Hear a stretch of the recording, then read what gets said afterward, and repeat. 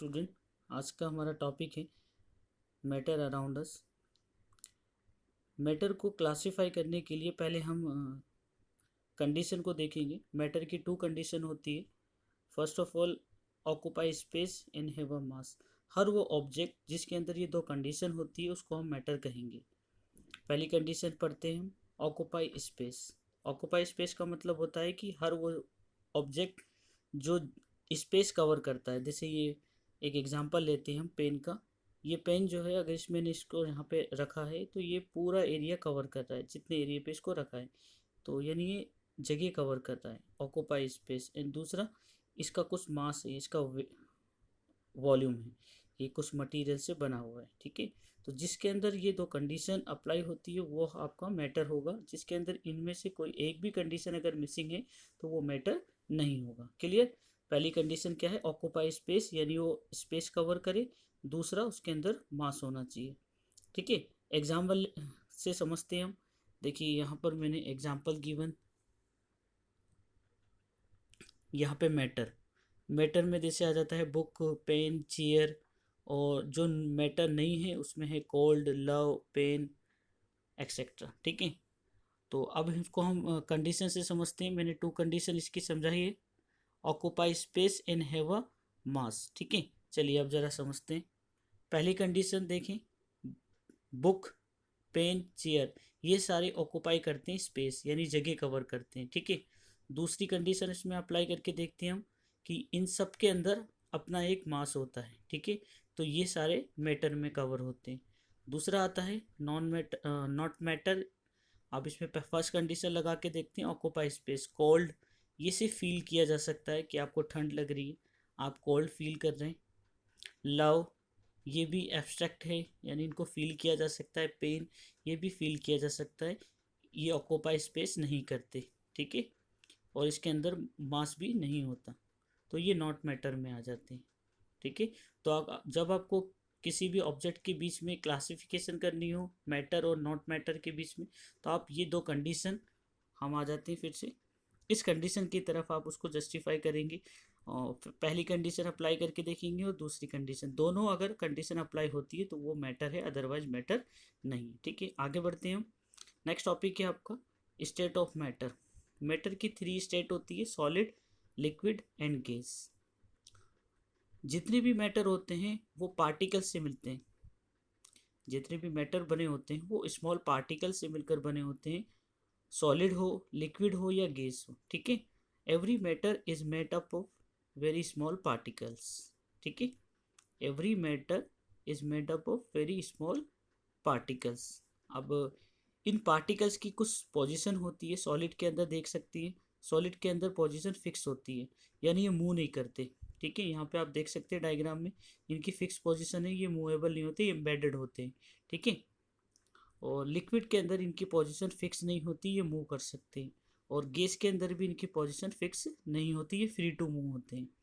आप यहाँ देख सकते हैं कि ये इनके अंदर जो पार्टिकल्स होते हैं वो बिल्कुल एक दूसरे के क्लोज दिखाई दे रहे हैं। इसमें इनके बीच में कुछ स्पेस है और यहाँ स्पेस बहुत ज़्यादा है। तो पार्टिकल्स के बीच में जो डिस्टेंस होता है उसको हम इंटरमॉलिक्यूलर स्पेस कहते हैं। The space between the particles of a matter is known as a intermolecular space. तो आप यहाँ पे डायग्रामेटिक यहाँ पे देख सकते हैं कि इंटरमॉलिक्यूलर स्पेस सॉलिड के अंदर बहुत ही कम होता है, नेग्लिजिबल। इसके अंदर मॉडरेट होता है, मीडियम, और इसमें वेरी हाई। अच्छा, इंटरमॉलिक्यूलर स्पेस कम होने की वजह से हम सॉलिड को कंप्रेस नहीं कर सकते, और मॉडरेट में भी हम कंप्रेशन ही दबा नहीं सकते। ना तो सॉलिड को कंप्रेस किया जा सकता है, ना लिक्विड को कंप्रेस किया जा सकता है। हाँ, गैस के अंदर क्योंकि इंटरमॉलिक्यूलर स्पेस काफ़ी ज़्यादा होता है तो हम इसको कंप्रेस करके किसी भी वेसल में, यानी किसी भी कंटेनर में फिल कर सकते हैं। ठीक है, जनरली आपने देखा होगा कि कंटेनर के अंदर जो गैस फिल की जाती है वो प्रेशर अप्लाई करके उनको कंप्रेस करके भरा जाता है। ठीक है, तो इंटरमॉलिक्यूलर स्पेस क्लियर है। नेक्स्ट होता है वॉल्यूम। सॉलिड का जो वॉल्यूम होता है वो फिक्स होता है। जैसे मैं आपसे कहूँ कि 1 kg, अगर कोई आपके पास आयरन रोड है 1 kg की, तो अगर आप उस आयरन रोड को मेजर करेंगे तो उसका मास जो है वो फिक्स रहेगा, ठीक है। उसको वेट करेंगे, उसका वॉल्यूम देखेंगे तो वो फिक्स रहेगा।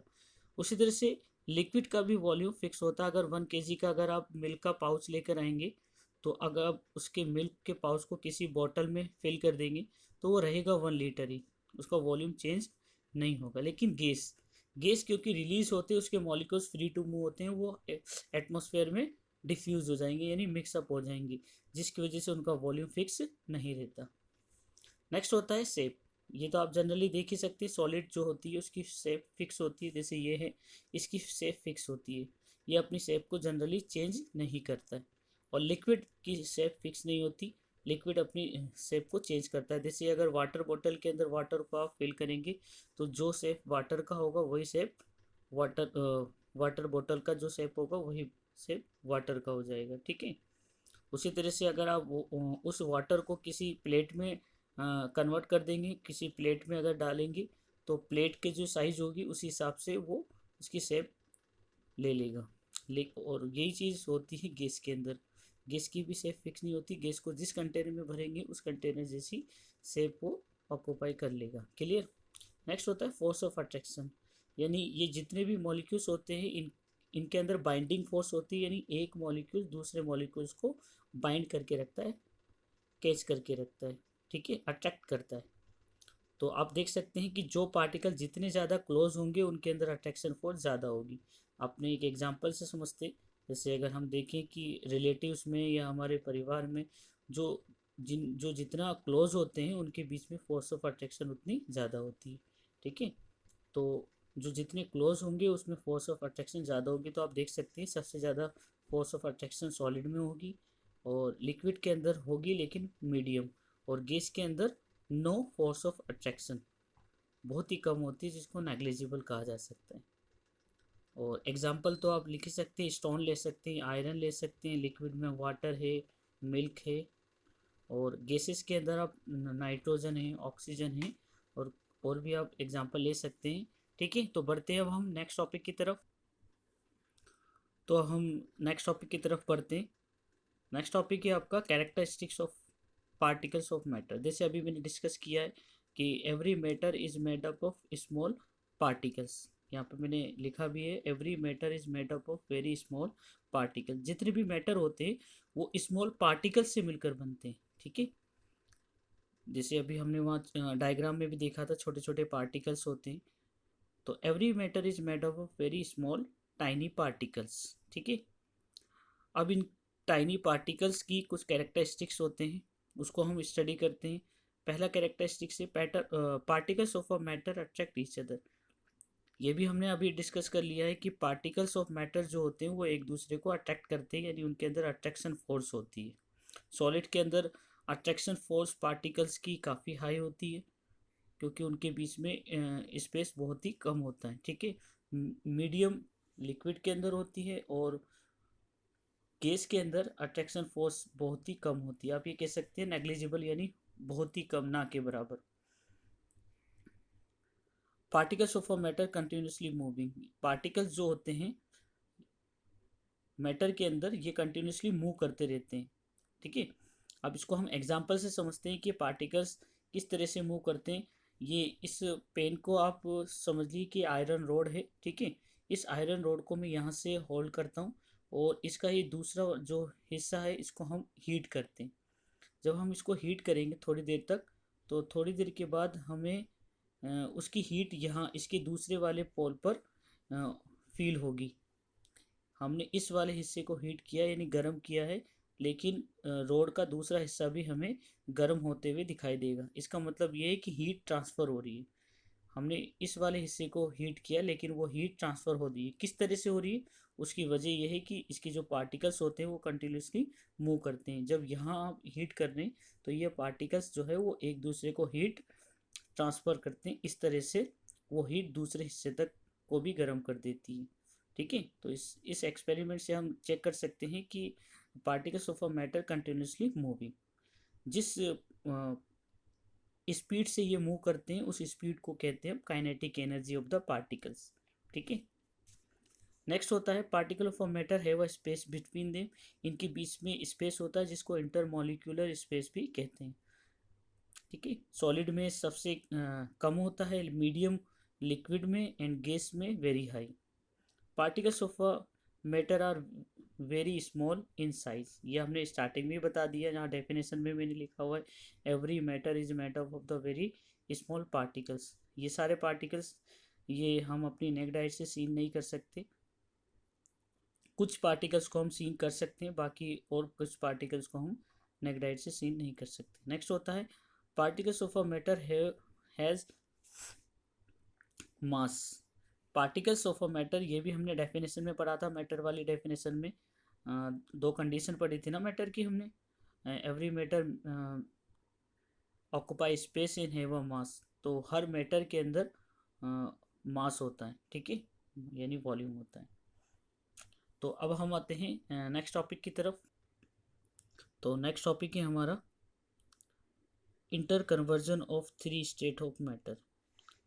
हमने अब तक थ्री स्टेट के बारे में पढ़ा है कि मैटर की थ्री स्टेट होती है, सॉलिड, लिक्विड एंड गैस।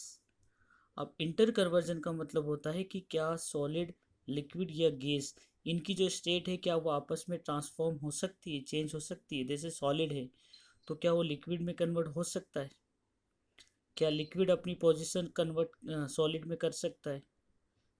उसी तरह से लिक्विड क्या गैस में कन्वर्ट हो सकता है, क्या गैस लिक्विड में कन्वर्ट हो सकता है, ठीक है। इसको कहते हैं inter conversion of three state of matter. तो इसका आंसर है यस, स्टेट चेंज हो सकती है, सॉलिड से लिक्विड भी हो सकता है, लिक्विड से गैस भी हो सकता है, गैस से रिवर्स भी हो सकता है, और गैस से डायरेक्ट सॉलिड भी हो सकता है, ठीक है। किस तरह से होता है, पहले ये डायग्राम के जरिए हम इसकी टर्मिनोलॉजी को समझेंगे, फिर इसके प्रोसीजर को समझेंगे, ठीक है। तो स्टार्ट करते हैं हम। सॉलिड से लिक्विड की तरफ अगर हम जाते हैं तो उसके लिए हीटिंग की रिक्वायरमेंट होती है, कि सॉलिड को जब हीट किया जाता है तो वो हीट करने की से मेल्ट होना स्टार्ट हो जाता है। सॉलिड हीट करने पर मेल्ट होना स्टार्ट होता है और वो अपनी पोजीशन को लूज करता है और सॉलिड कन्वर्ट होता है लिक्विड में। इस प्रोसेस को हम फ्यूजन का नाम देते हैं, ठीक है। ये डेफिनेशन एग्जाम में आती है, तो आप लिखेंगे the process of converting solid into liquid is called fusion on heating। And उसी तरह से सेम केस, अगर फ्यूज़न का हमें रिवर्स प्रोसेस करना है तो हीट की जगह आप कूलिंग करेंगे। जब लिक्विड को कूल किया जाता है तो वो डायरेक्ट सॉलिड में कन्वर्ट हो जाता है, यानी आप ये देख सकते हैं फ्यूज़न का रिवर्स होता है सॉलिडिफिकेशन। इसमें हीट किया जाता है और इसमें कूलिंग करने पर लिक्विड सॉलिड में कन्वर्ट हो जाता है। इसका एग्जांपल आप कर सकते हैं कि आइस, आइस को अगर आप हीट करेंगे तो वो आइस मेल्ट होकर लिक्विड में कन्वर्ट हो जाएगी। उसी तरह से लिक्विड यानी वाटर को अगर आप कूल करेंगे, फ्रीज करेंगे, तो वो सॉलिड में कन्वर्ट हो जाएगा। इसको हम बोलेंगे सॉलिडिफिकेशन। तो एग्जाम में किस तरह से क्वेश्चन आ सकते हैं, डेफिनेशन आ सकती है, आप लिख सकते हैं the process of converting liquid into solid is called solidification and the process of converting solid into liquid is called fusion। Clear? Fusion is the opposite of solidification, ठीक है। उसी तरह से नेक्स्ट प्रोसेस आती है, सॉलिड को heat कर, अगर लिक्विड को हम हीट करते हैं तो वो गैस में ट्रांसफॉर्म हो जाता है। इस प्रोसेस को हम वेपराइजेशन कहते हैं। सेम केस, अगर गैस को लिक्विड में कन्वर्ट करना है तो कूलिंग करेंगे और उस प्रोसेस को हम कंडेंसेशन कहेंगे, ठीक है। इसका भी एक एग्जांपल ले लेते हैं, जैसे वाटर को जब हम बॉईल करते हैं तो वो वेपर में कन्वर्ट हो जाता है, स्टीम में कन्वर्ट हो जाता है। इस प्रोसेस को हम वेपराइजेशन कहेंगे। उसी तरह से स्टीम को अगर हम कंडेंस करते हैं, यानी आपने देखा होगा कि जब गर्म भाप चाय बनाते वक्त या मिल्क को बॉईल करते वक्त अगर हम बर्तन को उसके ऊपर ढक दें, कवर कर दें, तो स्टीम जो है वो प्लेट के ऊपर कंडेंस होकर छोटी छोटी बूंदें वाटर ड्रॉपलेट्स में कन्वर्ट हो जाती है, ठीक है। तो ये कंडेंसेशन होता है। क्लाउड भी इसी तरह से तैयार होते हैं, जो वाटर वेपर यहाँ से ट्रांसफॉर्म होकर क्लाउड्स बनती है, वहाँ पे कंडेंस होती है और वाटर वेपर लिक्विड में कन्वर्ट हो जाती है। चलिए, ये प्रोसेस आपको समझ में आ गया है। फ्यूजन का रिवर्स होता है सॉलिडिफिकेशन, वेपराइजेशन का रिवर्स होता है कंडेंसेशन। अब आते हैं डायरेक्ट प्रोसेस। क्या सॉलिड से डायरेक्ट गैस में कन्वर्ट किया जा सकता है? देखिए, कुछ मटेरियल ऐसे होते हैं जो डायरेक्ट सॉलिड से गैस में कन्वर्ट हो जाते हैं। ऐसे मटेरियल को हम सबलाइम मटेरियल कहते हैं। और इस प्रोसेस को सब्लिमेशन कहते हैं। इसका रिवर्स भी सेम है, ठीक है। अब आते हैं, ये तो हमने इसकी डेफिनेशन समझ ली, टर्मिनोलॉजी समझ ली। अब हम देखते हैं इसको एक्सप्लेन करके समझते हैं कि सॉलिड से लिक्विड में किस तरह से कन्वर्ट किया जाता है हीटिंग करने पर। तो ये चीज़ आपको ध्यान देनी है कि सॉलिड को लिक्विड करने के लिए या लिक्विड को गैस करने के लिए हीटिंग की रिक्वायरमेंट होती है। हीटिंग मीन्स टेम्परेचर, है ना। तो अब यहाँ पर वही टॉपिक है next, effect of temperature, change of temperature. Solid के ऊपर टेम्परेचर के इंक्रीज करने का क्या असर पड़ता है, तो हम एग्जांपल से समझते हैं। जब सॉलिड को हीट किया जाता है तो सॉलिड का टेम्परेचर राइज होने लगता है, इंक्रीज होने लगता है। जैसे ही सॉलिड का टेम्परेचर इंक्रीज होगा तो पार्टिकल्स, जैसे अभी हमने पहले डिस्कस किया था कि पार्टिकल्स कंटिन्यूसली मूव करते हैं और उनकी एक काइनेटिक एनर्जी होती है। तो टेम्परेचर को इंक्रीज करने पर पार्टिकल्स की काइनेटिक एनर्जी इंक्रीज होने लगती है।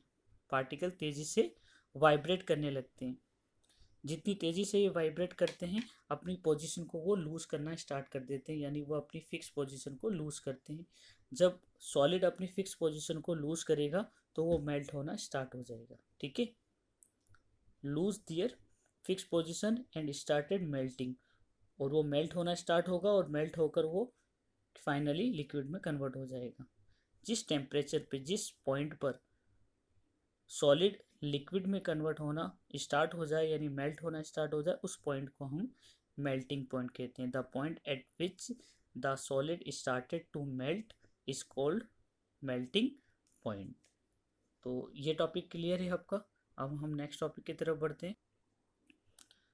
नेक्स्ट टॉपिक है हमारा effect of change of pressure. हमने पार्टिकल्स के ऊपर टेम्परेचर का चेंज देख लिया, अब हम इफेक्ट ऑफ प्रेशर स्टडी करेंगे। प्रेशर का इफेक्ट होता है गैस के ऊपर, क्योंकि हम गैस को ही प्रेशराइज कर सकते हैं। हमने पहले डिस्कस किया था कि गैस को कंप्रेस किया जा सकता है, क्योंकि गैस के इंटरमोलिकुलर जो स्पेस होता है वो काफ़ी हाई होता है, जिसकी वजह से प्रेशर करके हम गैस को कंप्रेस किया जा सकता है। यानी आप यूँ कह सकते हैं कंप्रेस मीन्स उसको दबाया जा सकता है गैस को, और सिर्फ दबाना पॉसिबल उसी वक्त हो सकता है जब उनके बीच में इंटरमोलिकुलर स्पेस वेरी हाई हो, ठीक है। तो प्रेशर जो है अप्लाई किया जाता है गैस के ऊपर। अब प्रोसेस देखते हैं। गैस के ऊपर जब प्रेशर को इंक्रीज किया जाता है और साथ में टेम्परेचर को रिड्यूस किया जाता है, ये दोनों कंडीशन आप ध्यान रखें कि जब गैस के ऊपर प्रेशर को इंक्रीज किया जाता है और टेम्परेचर को रिड्यूस किया जाता है, ये दोनों एक साथ होना चाहिए। तो इस कंडीशन की वजह से गैस लिक्विफाइड हो जाती है, यानी गैस कन्वर्ट हो जाती है लिक्विड में। आपने नाम सुना होगा, जनरली घरों में हम कार वगैरह में सीएनजी का यूज़ करते हैं, ठीक है। वो भी कंप्रेस कर कर ही सिलेंडर में फिल की जाती है। घरों में हम एलपीजी का इस्तेमाल करते हैं, लिक्विड पेट्रोलियम गैस। तो उसको हम लिक्विड पेट्रोलियम गैस क्यों कहते हैं, क्योंकि सिलेंडर के अंदर जो है वो लिक्विड फॉर्म में होती है। जब हम उसको फिल करते हैं तो इसी प्रोसेस से करते हैं, प्रेशर को अप्लाई करते हैं और टेम्परेचर को रिड्यूस करते हैं, तो वो गैस लिक्विड में कन्वर्ट हो जाती है।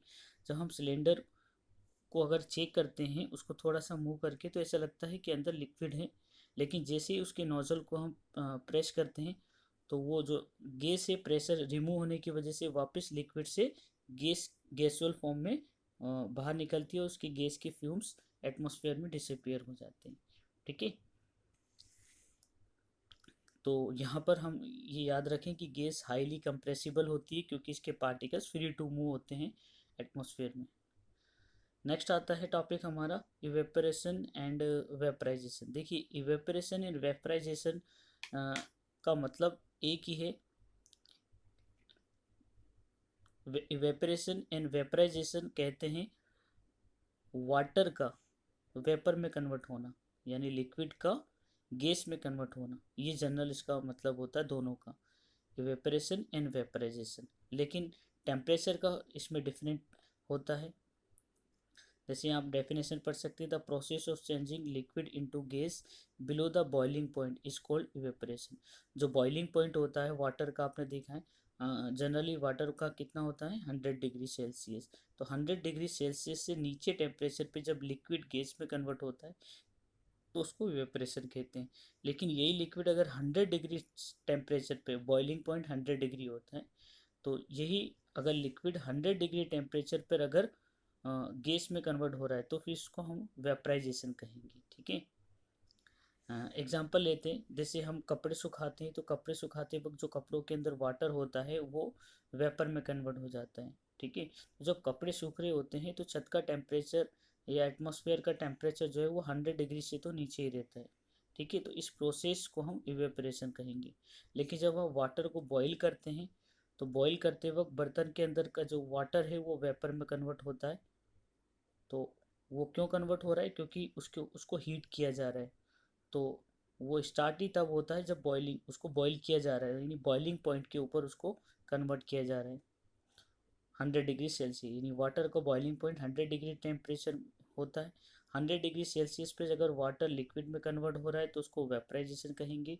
और 100 से नीचे टेम्परेचर पे अगर वाटर लिक्विड में गैस में कन्वर्ट हो रहा है तो उसको इवेपरेशन कहेंगे। ठीक है, नेक्स्ट होता है इवेपरेशन से कूलिंग होती है, हम आगे डिस्कस करेंगे इवेपरेशन से कूलिंग किस तरह से होती है। वेपराइजेशन से कोई भी कूलिंग नहीं होती है एटमॉस्फेयर में, इवेपरेशन हर वक्त होता है। ठीक है, अब आप घर में मॉपिंग करते हैं, पोछा लगाते हैं, कपड़े सुखाते हैं, ठीक है, या अगर आपको गर्मी में स्वेट आता है आपके बॉडी पर तो आप देखते हैं कि वो स्वेट जो है डिसअपेयर हो जाता है।